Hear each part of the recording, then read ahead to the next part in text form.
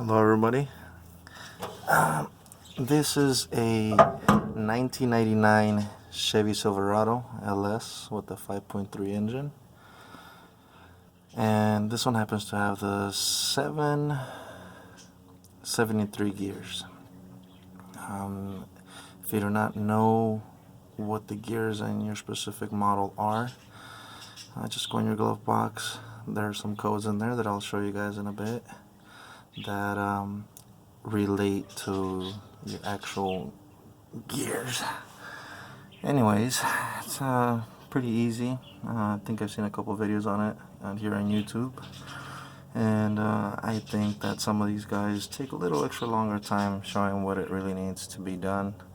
That's why I decided to make my own video. If you have power tools, even better. I even have this old little Makita impact, and one thing I already started here was removing the fill seal, which happens to be right up there. That might take a little bit of elbow grease, especially if it's never been done. Make sure you don't get this dirty. The reason why I say if you have power tools, it makes it a lot easier than wrenching away, such as, just doing it the old fashioned way. It takes a little too much time, and as you can see, this makes life a hell of a lot easier. Let's say a lot of people say, oh, start from the bottom, start from the top. To be honest, at the end of the day, it doesn't really matter because you're removing it any freaking ways. It just matters how you put it back in, which you just have to do in a cross pattern. Gotta get some work done to this. I'll be back shortly, but as you can see, there's 10 volts. Shouldn't be too much of a pain. Alright, I think it took me all about maybe 30 seconds to remove all of these. It's not that difficult. Just be careful with this because it's actually your brake line. So you kind of want to push that off to the side. As you can tell, mine's a little bit dirty. Might have had some sort of seal on there, I'm not too sure. I don't recommend putting Loctite on these because, well, you do have to service them quite often and you don't want those to get locked in place. Such as the fill over there that was quite a pain in the rear to take off. Anyways, now you just put a little flathead screwdriver somewhere on the top and let it drain out. Again, be back shortly.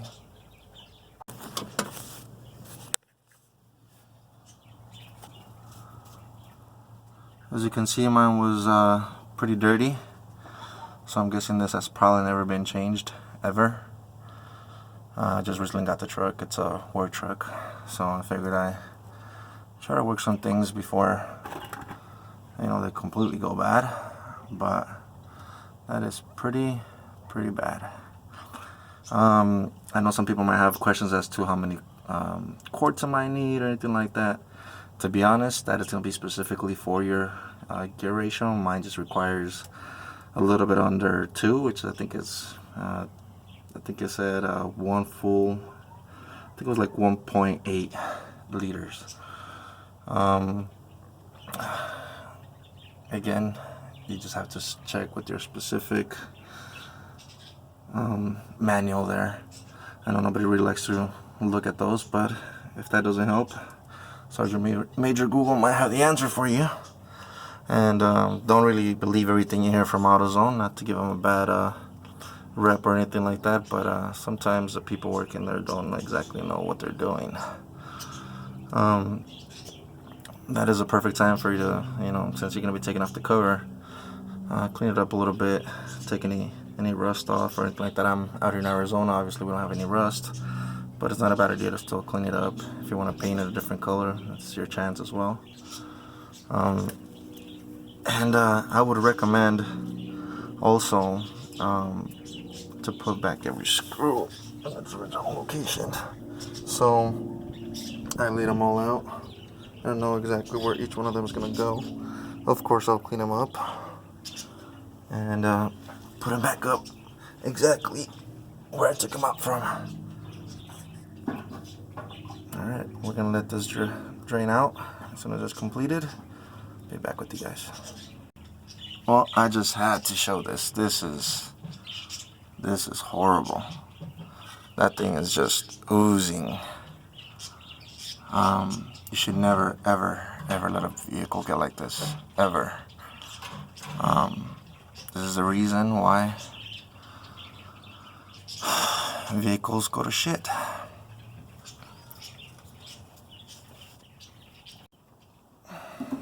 Just wanted to give you guys a little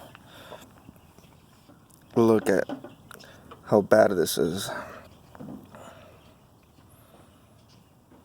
Never ever let that happen to your vehicle. Also, once you get a little bit of that gunk cleaned out, still needs to take out this old seal here. And I also want to take the time to let you guys know that I'm not a professional mechanic at all, by any means. What you guys do to your vehicle is your guys' own responsibility. Do this at your own risk if you don't know what you're doing. And make sure you have the proper tools. It ain't that difficult to take out all those bolts. I use a 13mm socket, of course attached to my power tool. And you can use just a little scraper. Anything you got will work to get this old one out, get it cleaned out, and keep going. This is a little bit of the finished product here.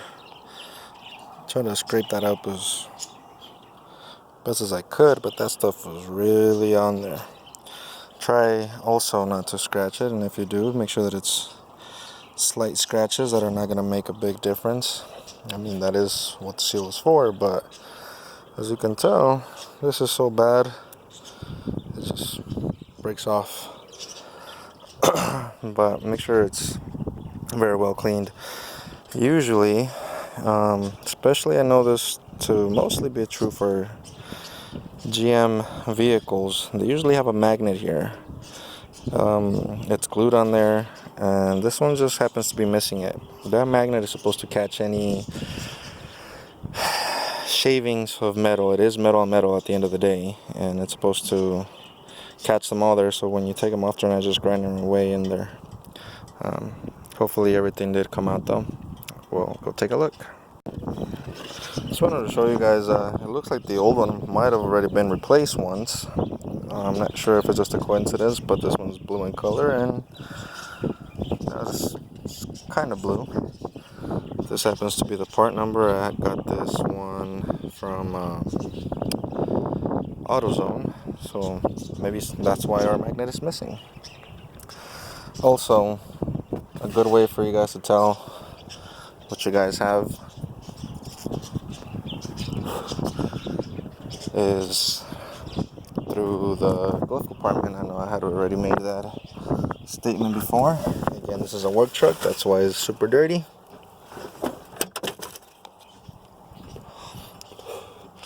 Good. I have to get it cleaned up. The previous owner didn't take care of it very well. But on there, you will see a parts identification.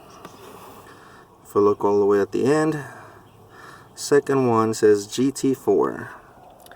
That is the gear ratio for this one, which turns out to be a 7.3. You can Google that. For your specific one, it's gonna be like GT5, GT4, 80, and 81. I'm not too sure. Each one has its own one, but not a bad place to look when you get your actual code for it. Not a big fan of the whole JB weld. I think some old silicone would have been just fine, but I guess that's why this was such a pain in the rear to take off. So if it already had some on there, I guess might as well put some back on there again. Alright. I have to put in some of this gooey stuff as a seal.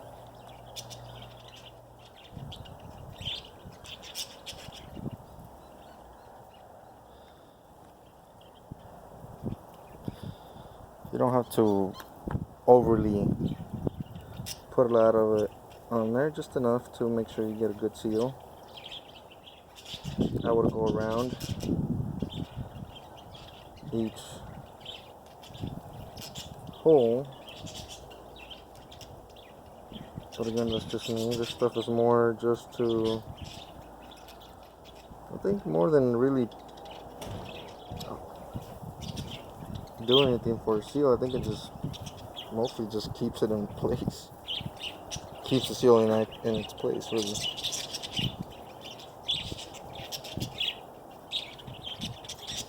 Yeah, I should have probably done a little bit bigger hole.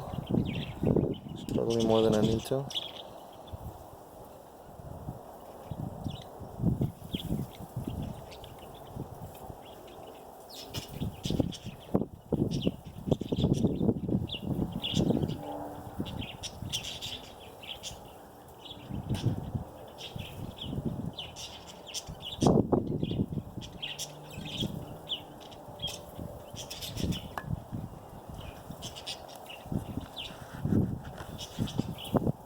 There's really no way to mess this up. But stuff happens. Just make sure you get it aligned properly. And any excess that might happen to, go somewhere else, I would say take it off, just because at the end of the day it is Loctite. And I don't think it's a good idea for this stuff to be floating around in your differential there. Again, just my common sense talking here. I don't think, it says that it's meant for differentials, but who knows?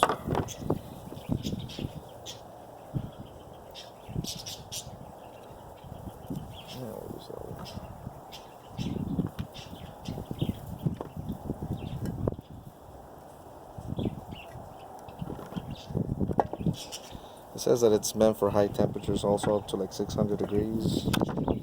I think it's overkill, just because